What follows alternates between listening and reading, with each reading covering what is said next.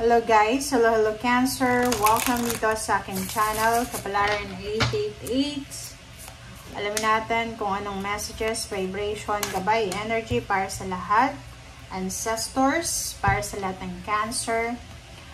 First card mo dito Cancer is generations, ancestors. So, dito sinasabi na posibleng merong generational curses, generational trauma, generational justice, or kung ano man to na posibleng matatapos na.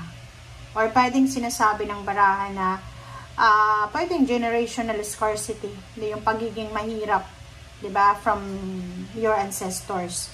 So dito sinasabi din ng baraha na marami kang marirealize. It's a realization ng mga nakaraan nyo. Yung ancestors nyo, yung kaninunuan nyo talaga.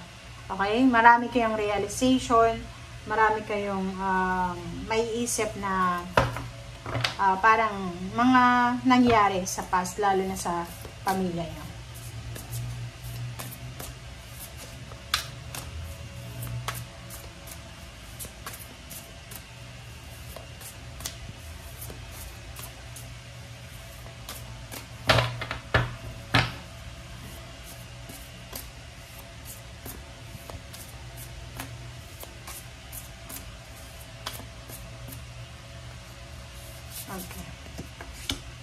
Okay, number 7.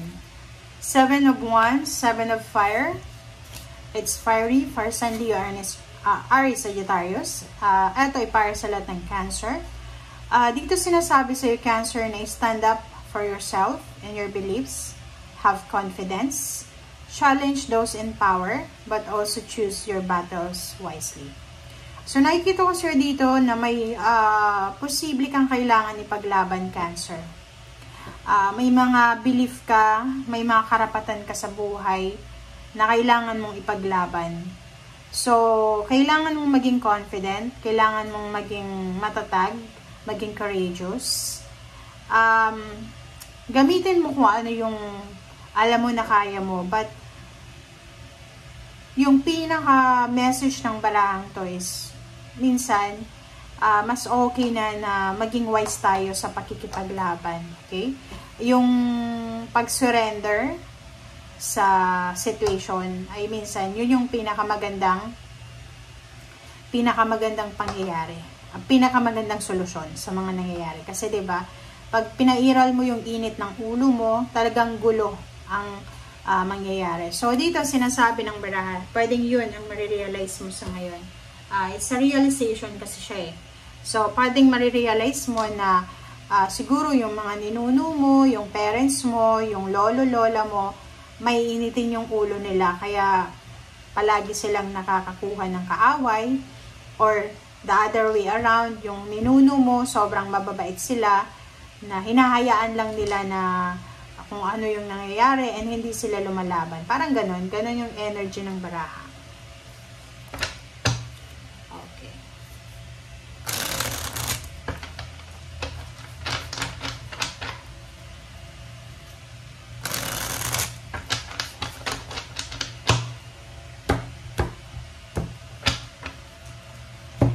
Okay. First two cards natin is number 66. 66 is 6 of Swords and 6 of Wands. So, yung 6 of Swords dito at 6 of Wands is sobrang victory and success to guys ha. Kasi unang-una, itong 6 of Swords, sinasabi ng baraha sa'yo dito na ikaw ay paalis sa isang, kung makita mo dyan, madilim na sitwasyon, napakadilim na lugar, napakahirap na lugar, nakakatakot na lugar, nakakatakot na sitwasyon. Paalis ka na dyan and papunta ka sa mas maliwanag, mas kalmado na lugar, kalmado na sitwasyon. And doon sa lugar na pupuntahan mo, doon mo mahahanap yung victory and success. So, ibig sabihin, merong mga Cancer dito na magbabalak na mag-relocate, lumipat ng bahay, lumipat ng bansa, lumipat ng employer, ng company, mag-travel sila. And yung balak nila na yan, ay yan yung magdadala sa kanila ng victory and success. Kung talagang itutuloy nila yung balak na yan. Yan yung posibleng magdala sa kanila ng swerte. Okay. Okay, next card natin. Next card is Queen of Cups and then the Stars. So, sinasabi ng baraha sa'yo dito na sa usaping emosyon and family, nakikita ko sa'yo dito na kailangan mong kalmahin ang sarili mo. Or sinasabi ng baraha sa'yo dito na yung mga pangarap mo sa buhay, lalo na pangarap para sa mga anak mo, kung may anak, sa apo, sa pamilya, wag na wag mo siyang mamadaliin. Kasi pag minadali mo siya, pwede kang magsisi sa huli. So, kailangan mo dito yung Queen of Wands. Yung Queen of Wands is dahan-dahan ka lang. Okay? Dahan-dahan. Kalmahin mo ang sarili mo. Kalmahin mo yung isip mo, yung pakiramdam mo. Dito yung Queen of Wands, sinasabi ng baraha na kailangan mong ayusin yung iyong emotion. Kontrolin ang emotion. Yun nga yung sabi ko sa'yo dito, kailangan natin kontrolin ang ating emotion. Huwag tayong magpadalos-dalos, lalo sa mga pangarap natin sa buhay. Yung pangarap natin guys, kaya ngayon sinabing pangarap, kasi kailangan nating abutin, kailangan nating mag-sacrifice. Hindi yan yung, pangarap ko yung ganito-ganyan, tapos overnight lang nakuha, hindi ganun. Okay? Pangarap kong makapagtapos, diba? So, kung magtatapos ka ng pag-aaral, it takes several years baka makapagtapos. Pangarap diba? Kailangan paguran, mag-sacrifice, and pagtrabahuhan. Parang ganun. Okay. Next card natin is Knight of Pentacles and then Knight of Cups. Page of Cups, sorry. So, dito sinasabi ng baraha na in the near future, doon sa mga Cancer na siguro single ka, posible kang makatagpo ng taong magmamahal sa'yo. Pero yung taong magmamahal nito sa'yo, hindi lang relationship ang makukuha mo sa kanya, or hindi lang relationship yung i-offer niya sa'yo, i-offer niya sa'yo pati pera.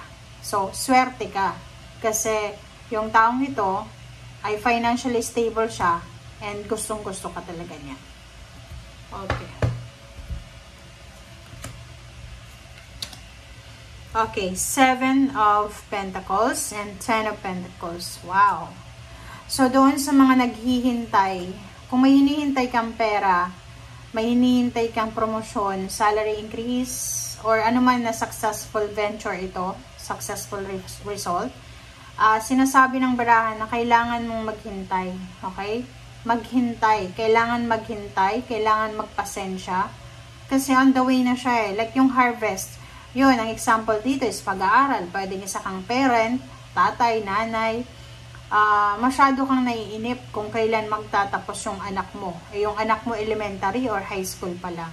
So, dito sinasabi na huwag nating bilangin yung harvest. Mag-enjoy tayo sa kung ano yung current na sitwasyon. Or yun, enjoy natin yung journey papunta doon sa success. Huwag tayong magmamadali. Huwag tayong magbilang ng chicks na hindi pa, diba? Yung itlog pa lang, tas nagbibilang na tayo. Parang gano'n. And 10 of Pentacles, sinasabi ng baraha sa'yo dito, na may mga Cancer dito na, yun, marami kayong pangarap para sa pamilya. Gusto nyong maging mayaman, diba? Financially stable and secured. Walang masama sa pangangarap. But, yun na nga ang sinasabi ng baraha dito. Huwag tayong masyadong ma-pressure ngayong 3 months na to, April, May, June.